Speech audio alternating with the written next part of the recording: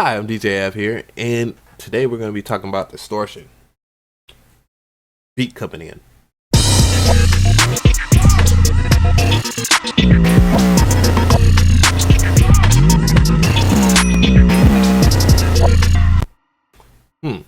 And its many different uses. Again, I've already talked about this and how to do 808s like that within the house and Church of 808s in my playlist. Check it out. Subscribe. You already know. But anyways, so what about distortion? Distortion is reshaping of a waveform. So that's why I have a wave candy in front of us so we can actually see what's going on. And if I was to take out certain things like the J37 and pay attention to the amount of lines you have here, you would have less distortion.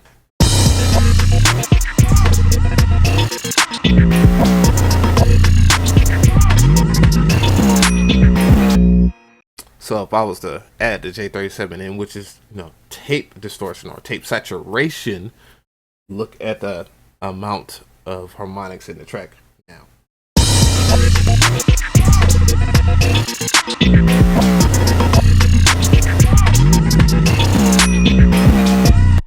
So what does all this mumbo jumbo mean, and what just happened? Well, the increasing amount of harmonics in the track made it a little bit easier for you to hear because of the extra harmonics, and it also increased the density of the track, which not necessarily making it louder, but making it more present within your ears. Again, the extra amount of harmonics within the mid section and the high and the mid high section and the mid low section gave the track a center. And if you notice, if I play without it, you can actually hear more stuff on the side.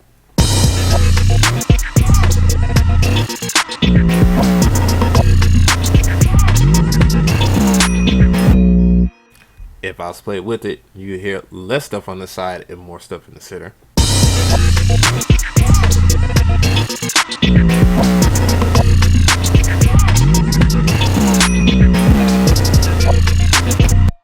And it virtually sounds much tighter, like as if it was being compacted. And in terms of it sounds like now it's more compressed. And that was one of the things that made tape saturation such a beautiful thing. And that type of distortion a beautiful thing. Are there other ways of doing it other than using the J37? Absolutely, yes they are. How did that come about? Well, again, different kinds of compression, like valve compression, transistors, and stuff like that.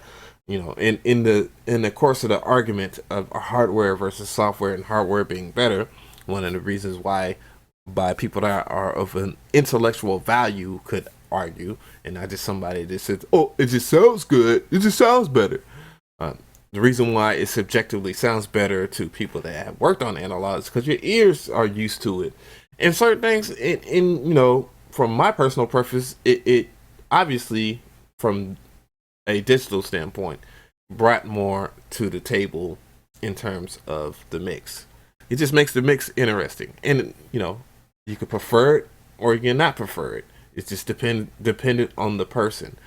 But, that's what's been forced down our ears for the last couple of decades and a half a century of that stuff. So, but that's kind of the magic of tape distortion in general. Again, if I was to go and float over here to the 808, and I gotta mute that. There we go. Solo it, rather. I'm gonna go and I'm gonna play it without the effectors running, and you're gonna notice something. So we just have a regular 808. It's nothing spectacular, nothing special. The 808 is just regular 808, nothing spectacular, anything special. It's just that. Now you're gonna see what I mean, what distortion is as far as the reshaping of a waveform, and I'll explain more.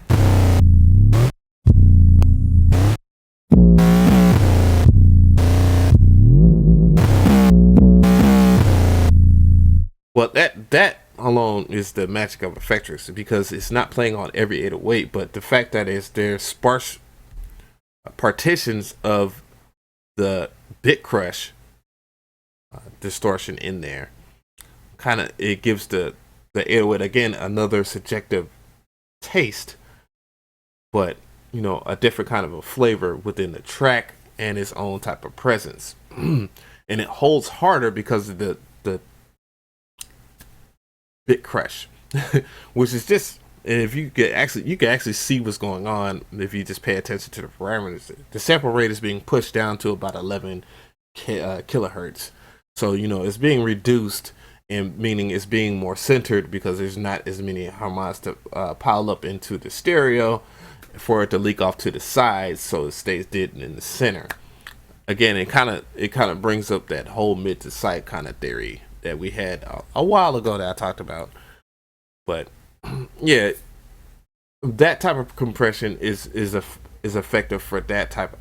Compression. That type of distortion. Oops, that type of distortion is useful for that type of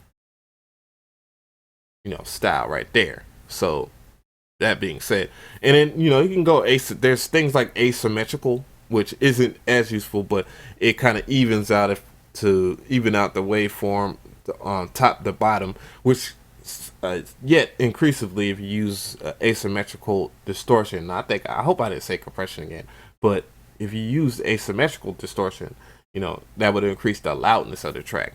But a lot of people often say the track sounds distorted, and they think that distortion is loudness, but at the same time, distortion can be loud, but its sole purpose is not to be loud, but the reshape of a waveform, in which it has use for that.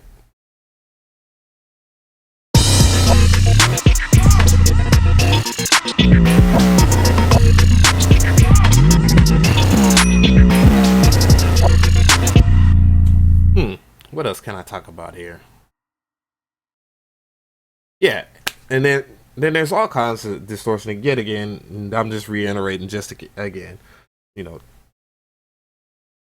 have valve, tube, tape saturation or tape distortion, however you want to say it, bit crushing, bit rate, which sometimes is the same thing depending on that, and many others that I just can't remember right now. Cube, in its particular nature, log, but it's centered around the most distortion and saturation is centered around, in the past, is centered around the VCAs and stuff like that, kind of either overheating, sometimes they underperform, and you don't get the same type of distortion. But in the digital world, the emulation of it is more consistent and virtually I don't want to tick anybody off, but better, because of this consistency. Unless you're into consistencies of your natural hardware. But anyways, if you like this video, give it a like. If you have any comments or questions and want to add to this discussion, please do. And yeah, don't forget to subscribe. I'm DJ McCree. I just want to shed some light on distortion and its basic uses yet again. Yeah, and I'm out of here. Y'all have a good evening.